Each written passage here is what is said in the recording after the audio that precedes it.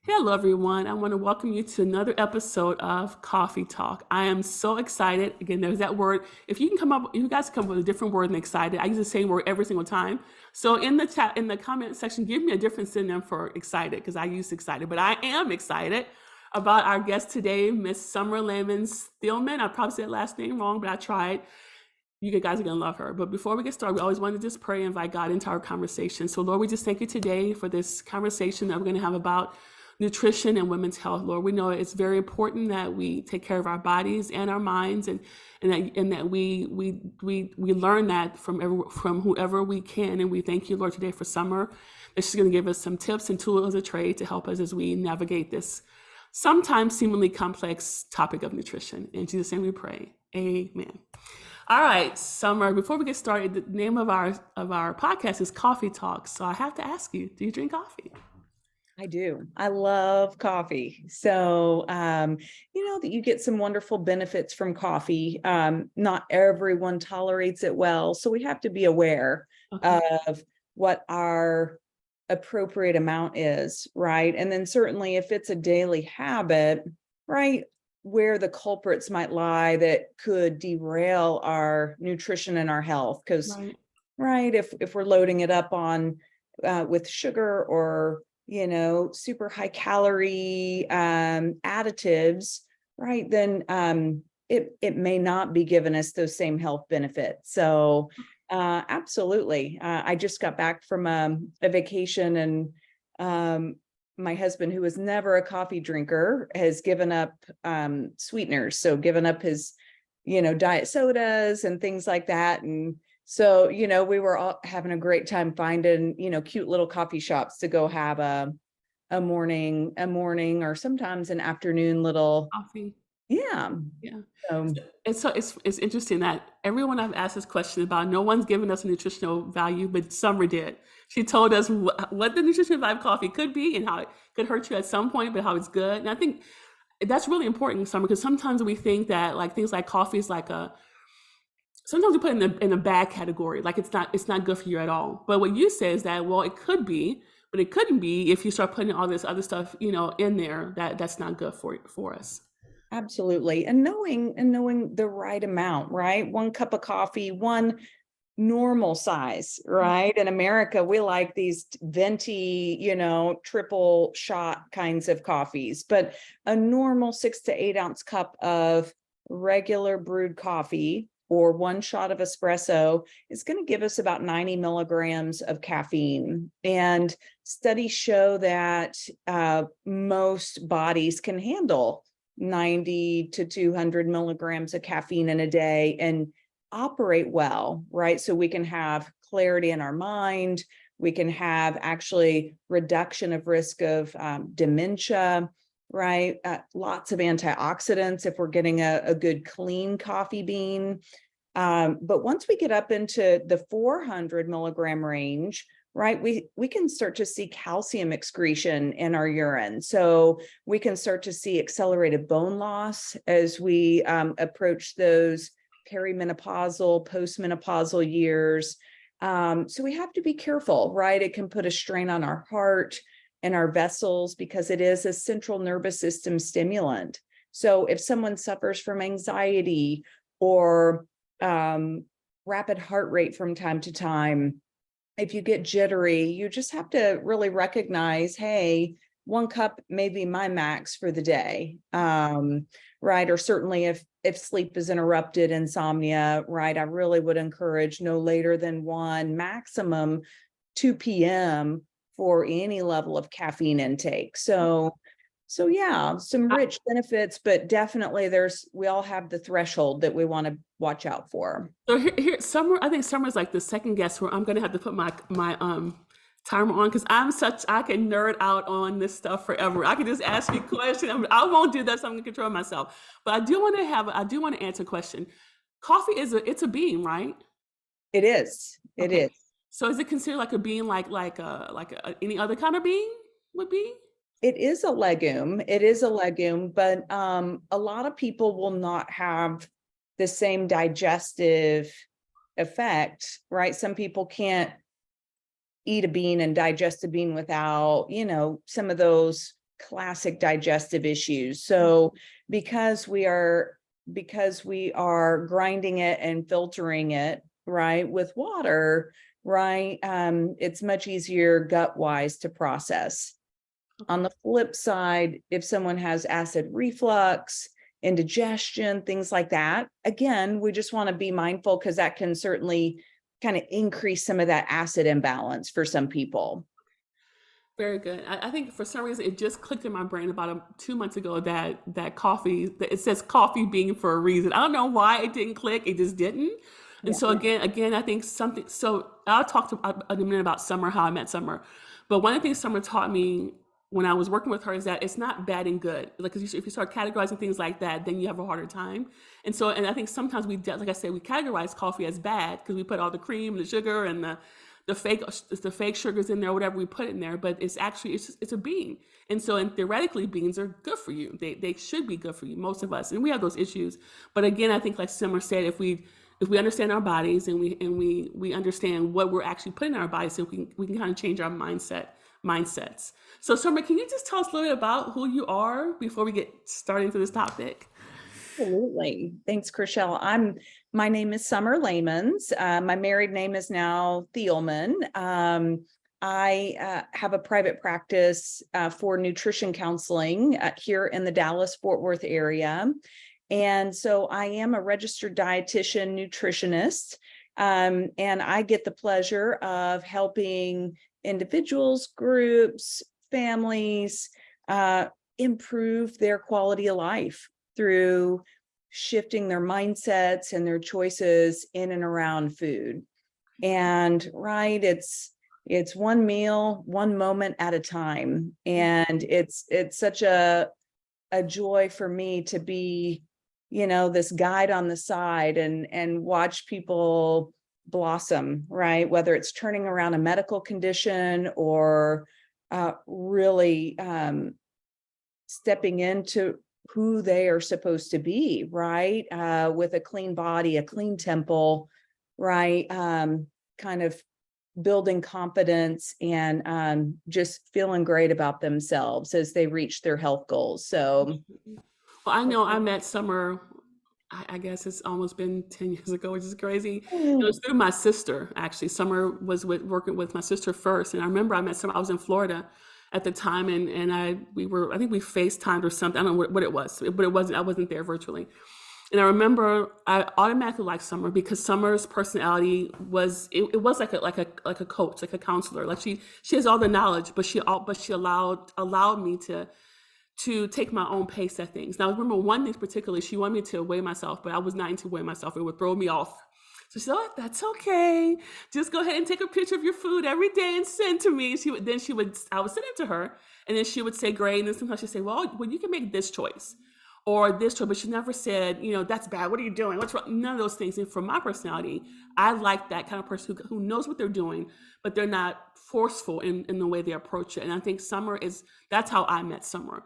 And so I was telling her before we start recording, I couldn't think of anyone else to who actually knows what they're doing. I mean, I can Google stuff, I can research things, but I am not a certified anything when it comes to nutrition. But I know Summer knows what she's doing. And so as I was thinking about this topic of nutrition, I think we, particularly because we focus, I guess, more on Christian women, Summer, that we don't think about this. We think about the spiritual stuff a lot, and we think about maybe our bodies are working out, but the nutrition part, I think a lot of times we don't understand how that kind of all works together.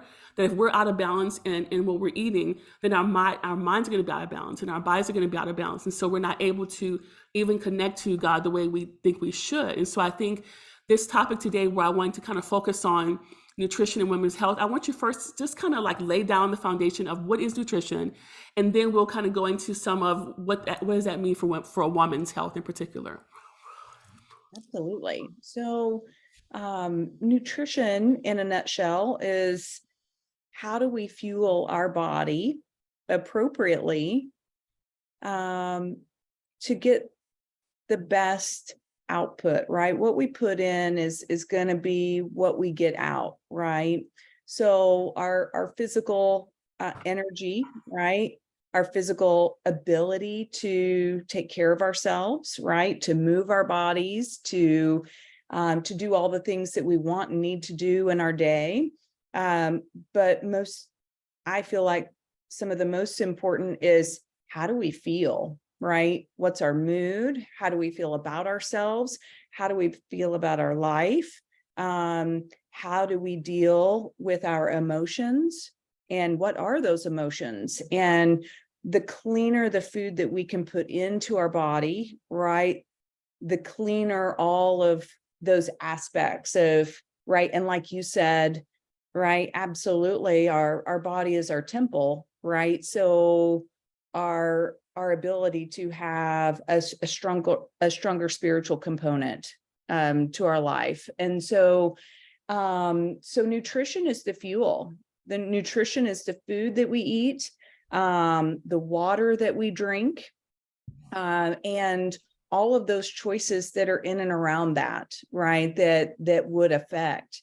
And so I try to help people not just know what to do, but how to make it happen, the logistics of it, right? Because, we're all human. We know certain things that we probably should be doing, but really the day-to-day, the obstacles that might try to get us derailed from time to time. So Summer, if you would define clean, like for someone who's just like don't know what it is, what does that mean? Clean food, clean fuel. What does that mean? absolutely. So when I think of our bodies, right, we got to remember that the human body is really primitive. And so we were designed a long time ago, and our bodies are still, from an evolutionary standpoint, designed to thrive and work our best from the foods that were available in those times, right? And so, right, it's nature food, it's God food, it's food that is either very minimally processed or unprocessed. So think of, how did my food on my plate come in its original form, right? Am I eating a piece of chicken and some green beans and potatoes, right? Because we can all probably visualize that, right? If it didn't have a mother, or if it didn't grow from the ground, right? How frequently should I be putting that in my body, I right? like that. Okay.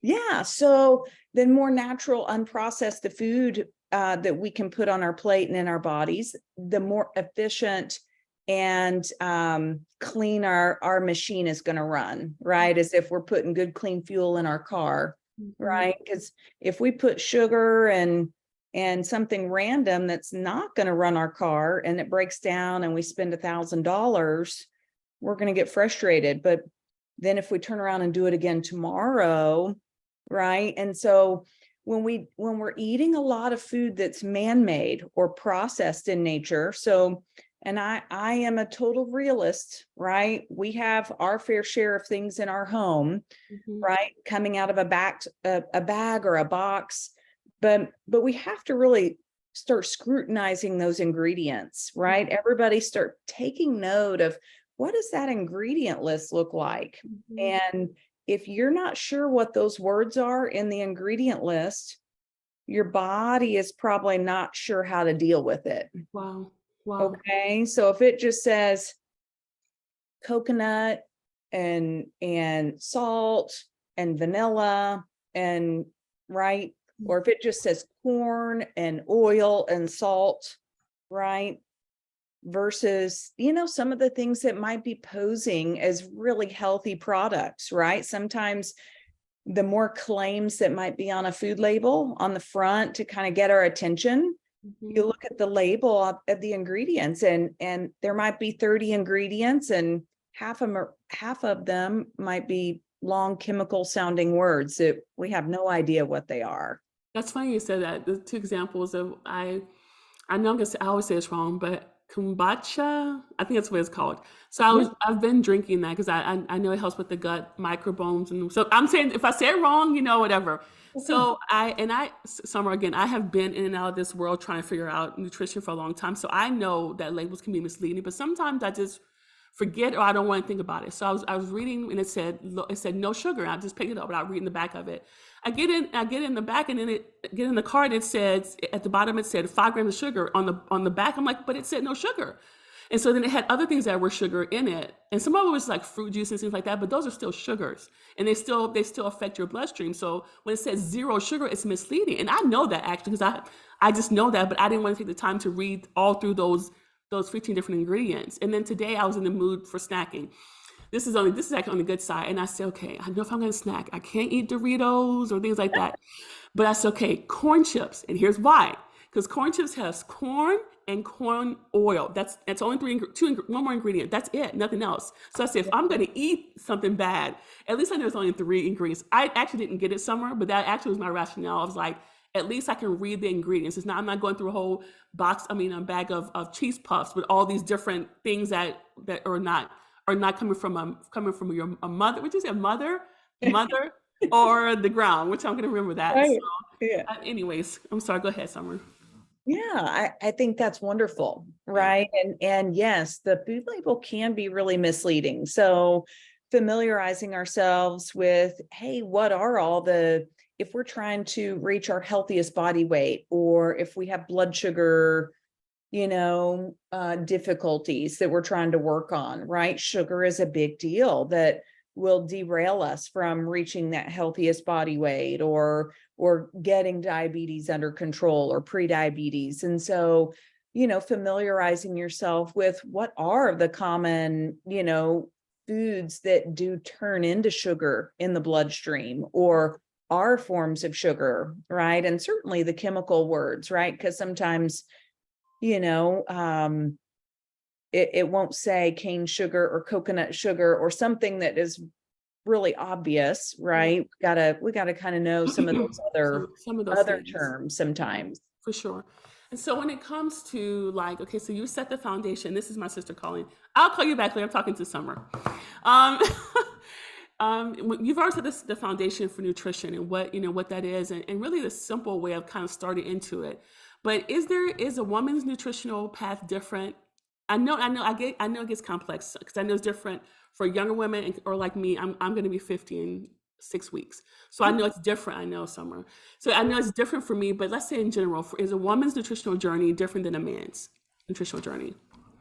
It absolutely is. And we're all very unique in our own specific needs, but right, a woman's hormones play such a role in how their body uses fuel, right? And um, our sleep patterns, right? How we allocate our time and energy, right?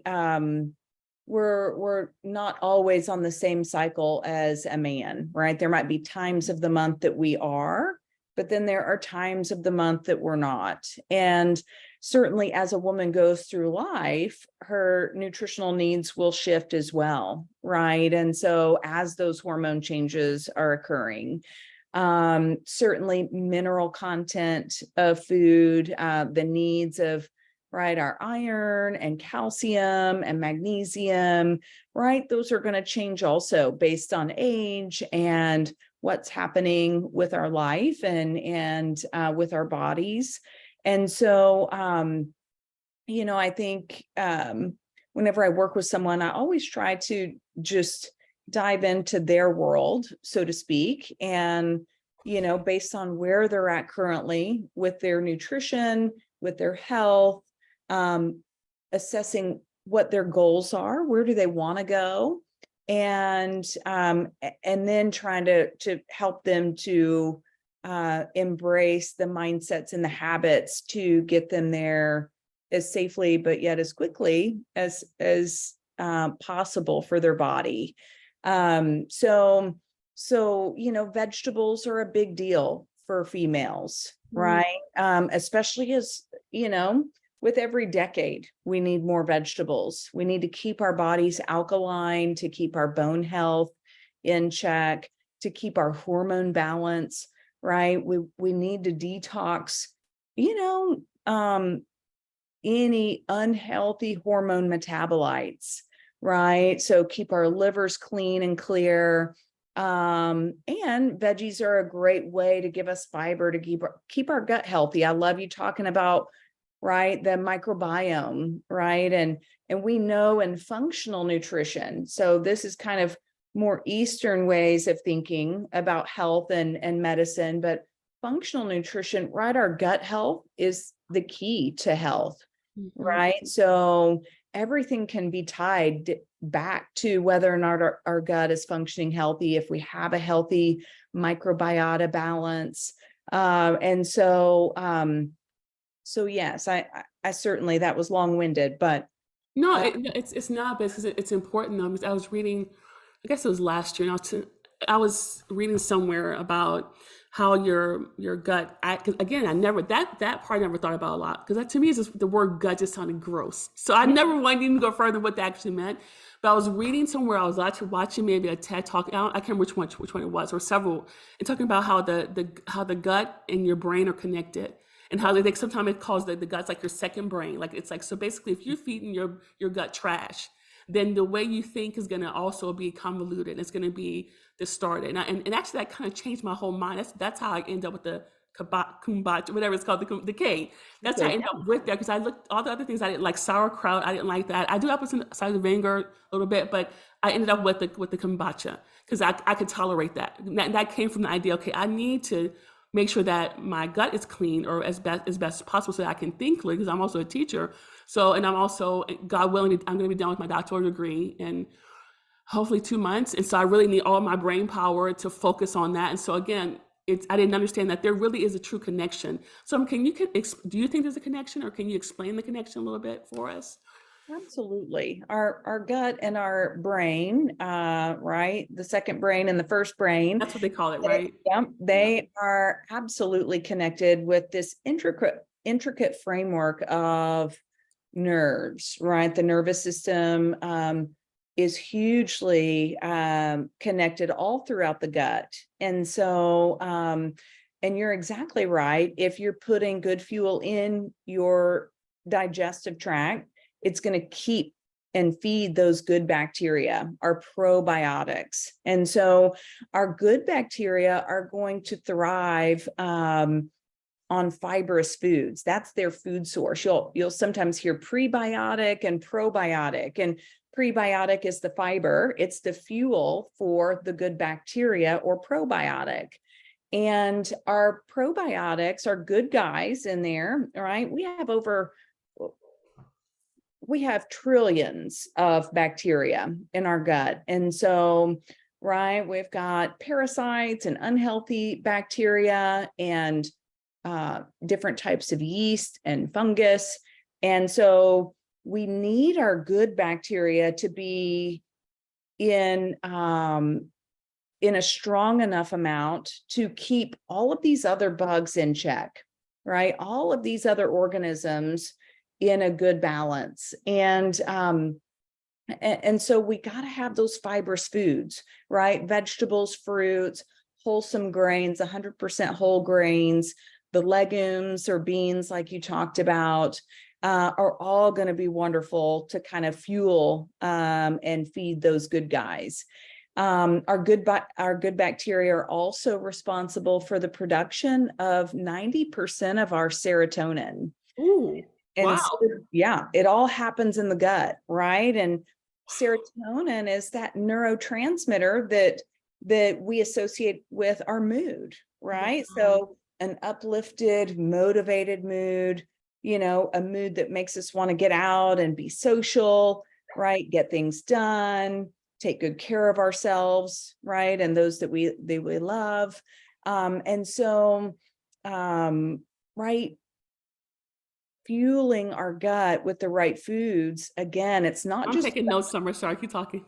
yeah, it's not just about our physical energy, but it's 100% that mental energy and emotional energy, Hmm. right? And so, right, we know that 80% of our immune system is also housed in our intestinal tract.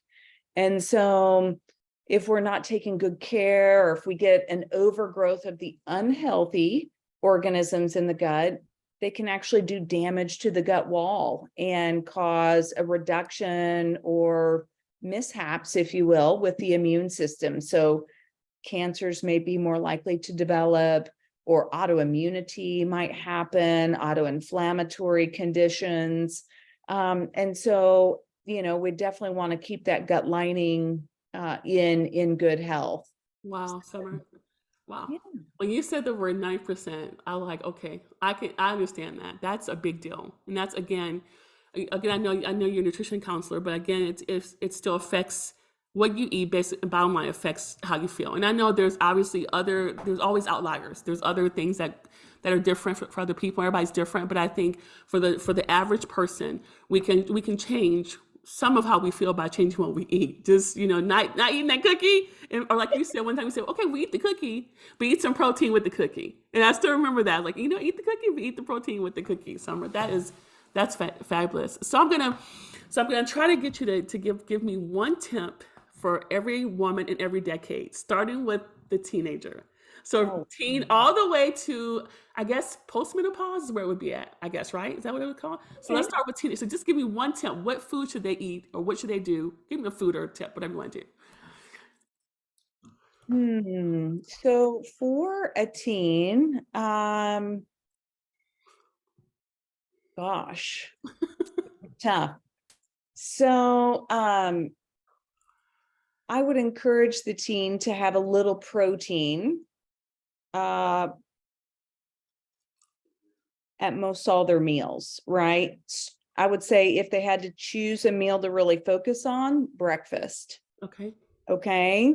Protein is a wonderful foundation piece to keep us grounded and to help us to stay focused and have healthy cognition, Hmm. right? So, right, a lot of teens are running off Pop-Tarts and, whatever, the sugary cereals, and or running out the door and not having anything for a meal.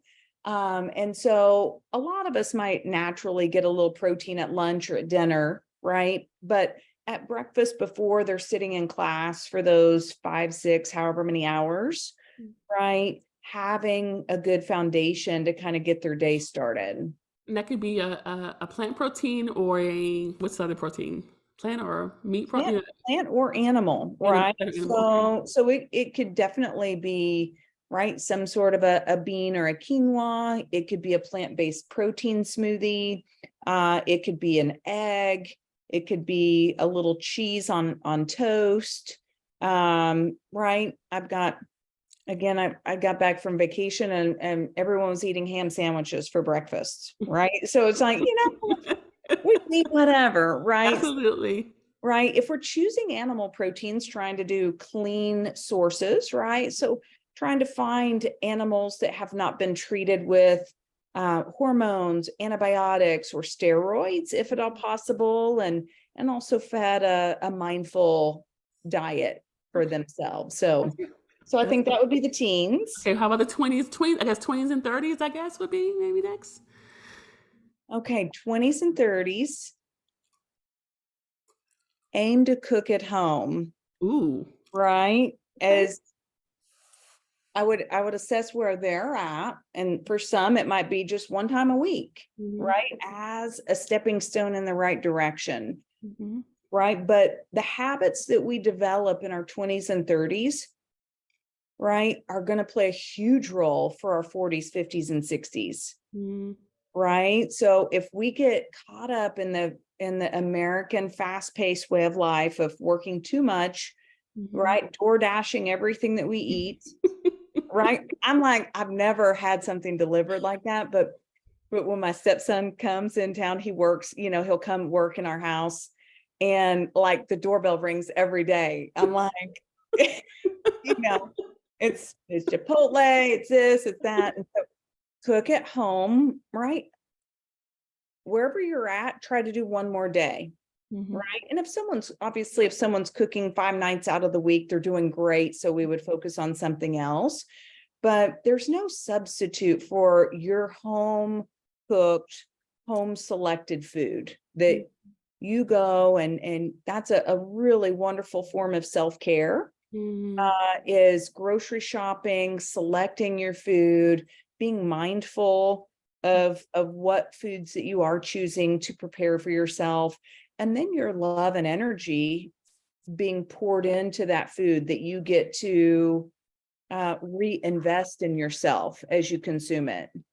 Summer, I love that. I love that because I have the creative side, and I remember when you were talking about trying different vegetables, and I'm like, I actually liked looking at all the different colors of the vegetables and seeing it on the plate. And then really it's something about, like you said, investing in yourself and seeing what you're cooking and actually where it's coming from, understanding where it's coming from. It does something to your, I don't know what it is, but for me, I love, I don't want to see a bunch of brown. I want to see orange and red and all this. It excites me. And everybody's not like that, but for me it is. But I think for that 20, 30-year-old, again, that's good for them to learn how to start loving how they cook or however they process that cooking part of theirs, because some people don't like to cook. I get it, Summer, but still, like you said, whatever they do like, try to do a little bit more of it. Like 1 day a week, try 2 days a week. I like that. So okay, so I guess 40s and 50s. If I'm clumping together wrong, but I think that's right. Probably the 40s and 50s are right. Okay, Yep. I would say I that's would me. So I'm listening. okay. So at all ages, we need to make sure we're hydrated. So I would say 40s and 50s, recommit to your hydration. Okay, I commit. Right, I right. We all recommit. get busy, right? Yes. We all get busy. And so if I always give the rule of thumb that if we're on a diuretic or if we're on anything regarding our kidneys or blood pressure, if you're not drinking enough water, increase really slowly, right? Just increase by 8 or 16 ounces a week or two, and make sure you don't notice fluid retention. But right, the golden rule of thumb for folks that are not on heavy diuretics or fluid pills would be take your body weight in pounds, divide it by 2, and that's how many ounces that we want to try to ultimately shoot for in a day. Okay. Right? So water is the foundation of the human body. It's 70% of our body is Wow. fluid and water based. And so nothing is going to work as well as it should if we're not hydrated. So, right, start early. If we do have that cup of coffee in the morning, drink 8 or 16 ounces of water before your first cup, Mm-hmm. right? And that's a great signal to the brain that, you know what, today's a water day. I'm Mm-hmm. going to make it happen. And try to drink early and then cut it off at a decent time. Try not to hydrate all day up until bed, right? Because Yes, we'll be up all night going to the absolutely. restroom. So, get your water in, by 7 o'clock, 7:30, right? By dinner time. And then just have sips of whatever you need for thirst afterwards. Summer, it's funny you say that because I think a lot. I always see like well, I used to see like those 20 and 30-year-olds in the gym with those big old jugs because they understood that, but they still eat out every night. But Yeah. then you have my age where I'm actually very very cognizant of health, but I actually don't drink as much water as I should.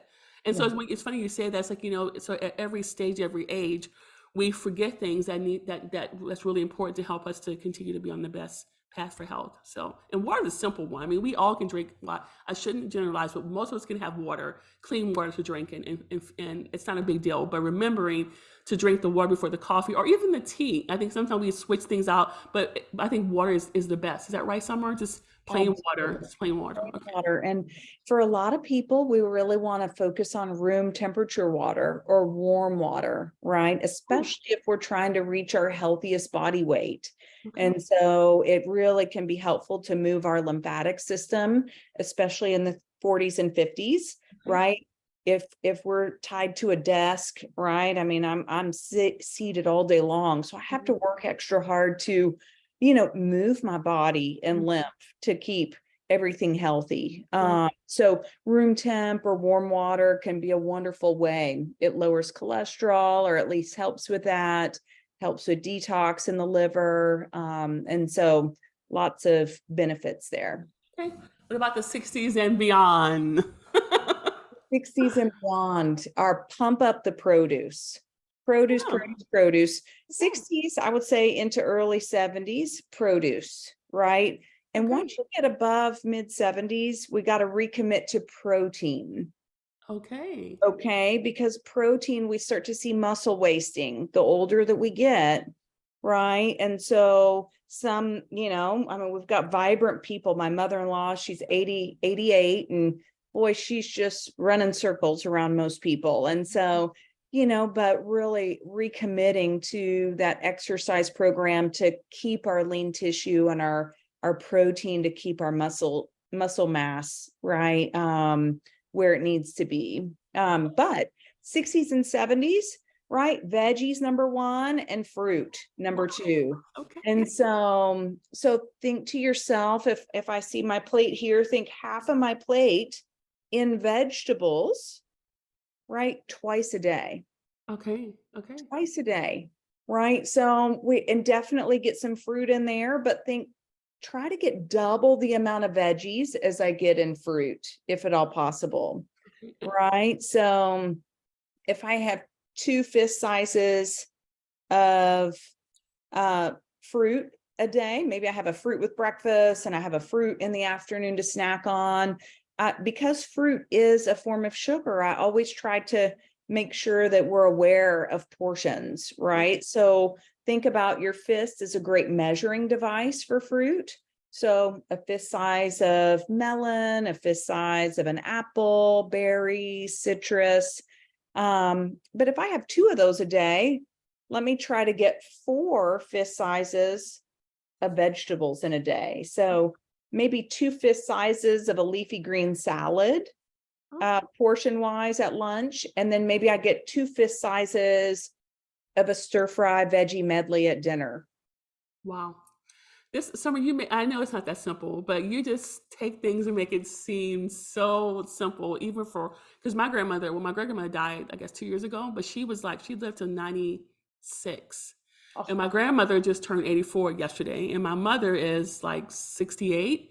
So again, I'm looking at the reason that's why I asked you, because I have all these age ranges, and my niece is like in her teenagers, and that I see how how our health is important, and how we take care of our health affects how we age.